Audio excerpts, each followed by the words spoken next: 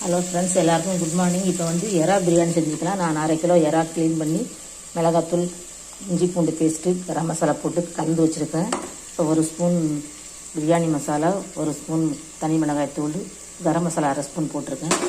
3 தக்காளி, 2 பெரிய வெங்காயம், 1 பச்சை மிளகாய், பட்டை கிராம்பு ஏலக்காய் 3 வெங்காயம், இஞ்சி பூண்டு பேஸ்ட்டு 1 ஸ்பூனு, தயிர் கொஞ்சம் ஊற்றிருக்கேன்.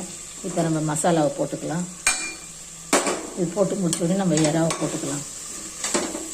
அதுக்கப்புறம் நம்ம தண்ணி வச்சுருக்கேன். இது பாசுமதி அரிசி கிடையாது, இது துளசி அரிசி. 1க்கு 2.25 தண்ணி நான் போட்டுக்கலாம். எறா வதங்கிடுச்சு. இப்போ நம்ம தண்ணியை ஊற்றிக்கலாம்.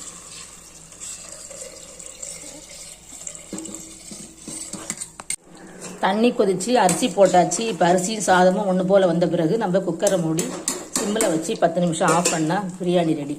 நம்மளோட எறா பிரியாணி சூப்பராக ரெடி ஆகிடுச்சு. சாப்பிட்டுக்கலாம்.